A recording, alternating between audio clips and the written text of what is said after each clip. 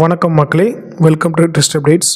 இந்த வீடியோவில் எதை பற்றி பார்க்க போகிறோன்னா, ஜாதி சான்றிதழ் கம்யூனிட்டி சர்டிஃபிகேட் ஆன்லைனில் எப்படி அப்ளை பண்ணி ஆன்லைனில் எப்படி பிரிண்ட் எடுக்கிறது அப்படிங்கிற முழு தகவலை இந்த வீடியோவில் பார்க்கலாம்.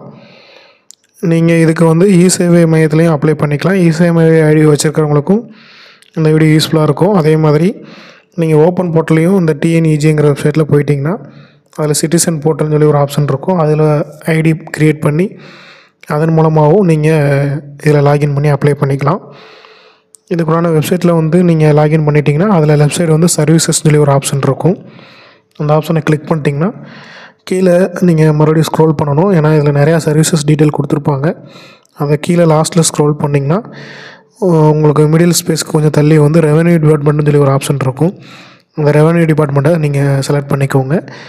அதுக்கப்புறம் பார்த்தீங்கன்னா community certificate, nativity certificate, income certificate அப்படின்னு சொல்லி நிறையா சர்டிஃபிகேட் ஆப்ஷன்ஸ் அதில் ஷோ ஆகும். கிட்டத்தட்ட ஒரு 10 ஆப்ஷன் ஷோ ஆகும். இது போக நீங்கள் வேறு ஏதாவது சர்டிஃபிகேட் ஆப்ஷன் நீங்கள் ஏதாவது அப்ளை பண்ணணும் அப்படின்னா மேலே அந்த 10 ரெக்கார்ட்ஸ் பெர் பேஜ் அப்படின்னு சொல்லி ஒரு ஆப்ஷன் இருக்கும். அந்த மிடில் இடத்துல அந்த 10க்கு மேலே நீங்கள் வேறு ஏதாவது சர்டிஃபிகேட் அப்ளை பண்ணணும் அப்படின்னா அந்த ஆப்ஷனை நீங்கள் செலக்ட் பண்ணுற மாதிரி இருக்கும். அந்த 10ங்கிற இடத்துல நீங்கள் 25ங்கிற மாற்றினீங்கன்னா கீழே உங்களுக்கு ஒரு 25 சர்வீசஸ் கிட்ட ஷோ ஆகும். ஸோ இந்த இதில் நம்ம கம்யூனிட்டி சர்டிஃபிகேட் தான் அப்ளை பண்ண போகிறோம். ஸோ உங்களுக்கு கம்யூனிட்டி சர்டிஃபிகேட்டுங்கிறது உங்களுக்கு 2வது ஆப்ஷன்லேயே இருக்குது. ஸோ அதை செலக்ட் பண்ணிக்கோங்க. கிளிக் பண்ணிட்டீங்கன்னா அடுத்த பேஜ் மூவ் ஆகும். அந்த ஸ்க்ரீனில் சப்போர்ட்டிங் டாக்குமெண்ட்ஸ் சொல்லி ரைட் சைட் கொடுத்துருப்பாங்க. அதில் நீங்கள் என்னென்ன அப்லோட் பண்ணணுங்கிற டீட்டெயில் கொடுத்துருப்பாங்க. அப்ளிகண்ட்டோட ஃபோட்டோ, எனி அட்ரஸ் ப்ரூஃபு, அப்புறம் கம்யூனிட்டி சர்டிஃபிகேட்டு, ஃபாதரோடது இல்லை மதரோடது இல்லைனா சிப்ளிங்ஸோடது, கூட பிறந்தவங்களோடது. அப்புறம் 4வதாக செல்ஃப் டிக்ளரேஷன், நீங்கள் யார் அப்ளை பண்ணுறீங்களோ உங்களோட சைன் போட்டு நீங்கள் அப்லோட் பண்ணணும். 5வது ஆப்ஷன் உங்களுக்கு டிஎன்சிங்கிறது அது ஒரு ஆப்ஷனல் தான்.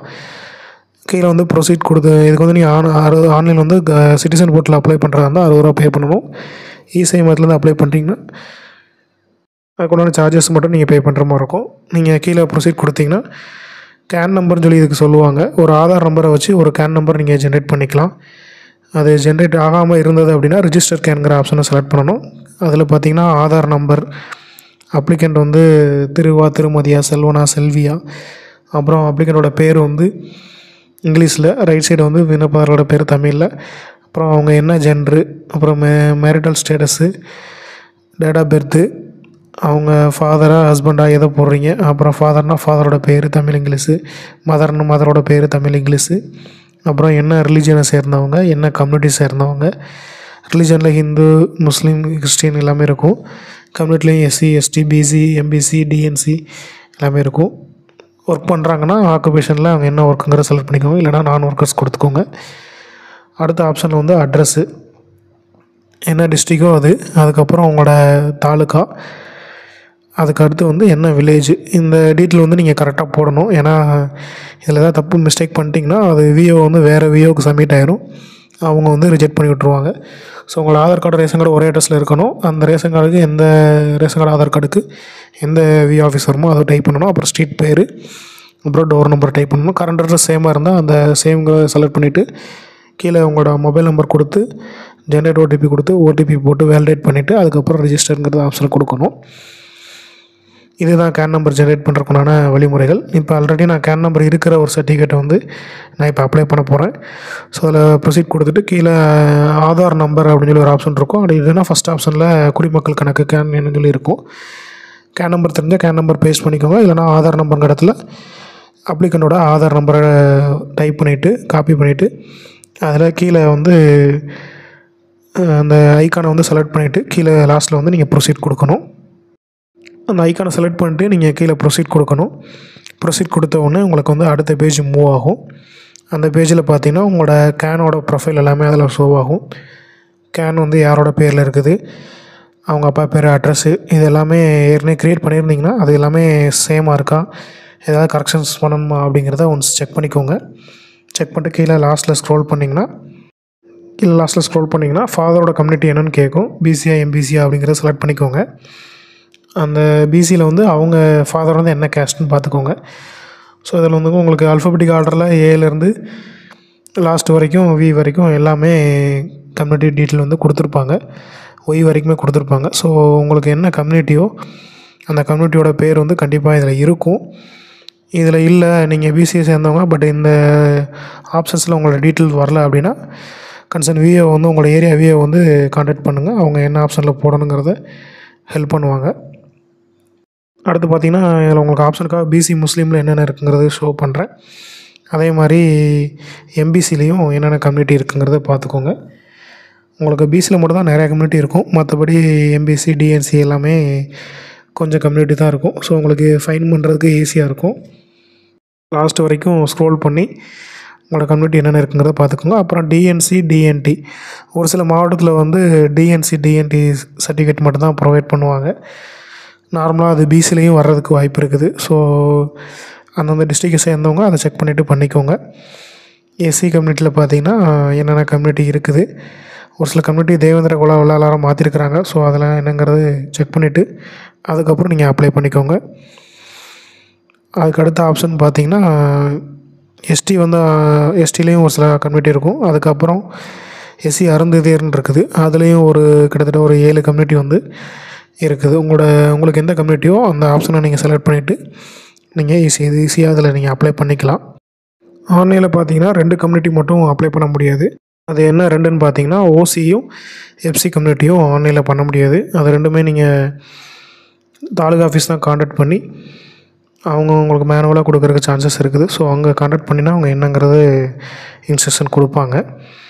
அதே மாதிரி பிசியில் வந்து நீங்கள் எஸ்சியாக இருக்கிறவங்க பிசிக்கு கன்வெர்ட் ஆகிருந்தீங்கன்னா ஸோ கன்வெர்ட்டுங்கிற ஒரு ஆப்ஷன் ஷோ ஆகும். ஸோ அந்த சிஏ ப்ரெஸ் பண்ணிங்கன்னா அதில் என்னென்ன கன்வெர்ட்டர் ஆப்ஷன் இருக்கோ உங்களுக்கு எது சூட் ஆகுதோ உங்களோட கம்யூனிட்டிக்கு எந்த கம்யூனிட்டிலேருந்து நீங்கள் எந்த கம்யூனிட்டி சேஞ்ச் ஆகிருக்கிறீங்களோ ரிலீஜன் சேஞ்ச் ஆகிருந்தீங்கன்னா அதை யூஸ் பண்ணி நீங்கள் அந்த ஆப்ஷன் செலக்ட் பண்ணிவிட்டு உங்களோட அதுக்குண்டான கன்வெர்ட்டர் சர்டிஃபிகேட் சப்மிட் பண்ணி கெஜெட்டட் சர்டிஃபிகேட்டும் சப்மிட் பண்ணிவிட்டு நீங்கள் அந்த ஆப்ஷன் செலக்ட் பண்ணி ப்ரொசீட் பண்ணிக்கலாம்.